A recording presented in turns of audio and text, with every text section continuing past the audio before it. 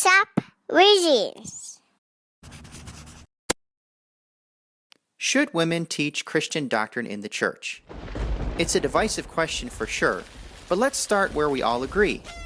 All Christians agree women should teach other women, and every Christian group of which I am aware encourages women to teach children.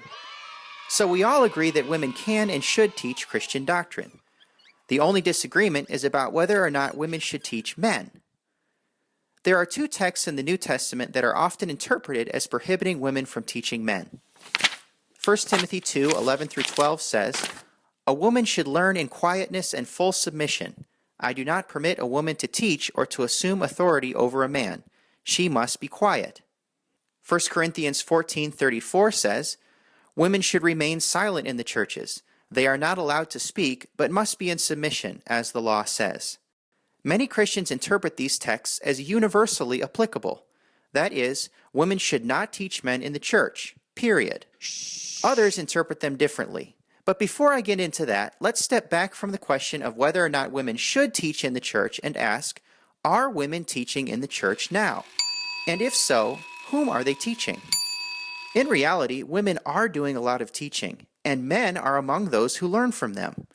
In many churches, even the ones that formally believe women should not teach men, women often do things like lead Bible studies and small groups, read scripture texts before a sermon, or lead congregational prayer and worship.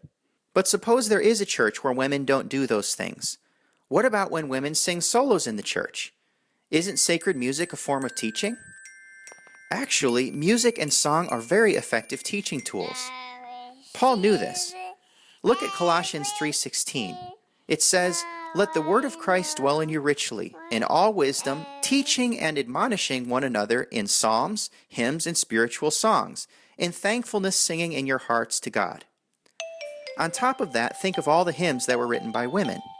Blessed Assurance by Fanny Crosby, Take My Life and Let It Be by Frances Ridley Havergal, Lead Me to Calvary by Jenny Hussey, or the recently repopularized hymn, Before the Throne of God Above by Charity L. Bancroft.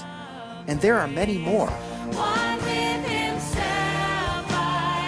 No one could deny that these great hymns of the faith teach Christian doctrine, but they were written by women. That means that, even if women never preach from the pulpit, they are still teaching men in the church, at least in churches that sing these old hymns. Or what about books in the church library? Are any of them written by women authors? Should only women and children read those books if they are? Or is it okay for men to learn from them too? The fact is, in most churches, women are teaching men, even if they aren't doing it from the pulpit in a Sunday morning sermon. Now, someone might object and claim that all this misses the point. That person might say, it's not about whether or not women teach, it's really about whether or not women are in positions of authority over men in the church. But the commands in 1 Timothy 2 and 1 Corinthians 14 are pretty specific. Even if the principle being applied in those verses is male authority, they still prohibit women from speaking and teaching. So, if the Bible teaches that women should not teach men in the church, we have a contradiction, because even in churches that believe they shouldn't, women actually teach men quite often. This contradiction only appears if one applies Paul's commands in those passages to all women everywhere. But there is a better way to interpret those texts. The next video will explore this approach.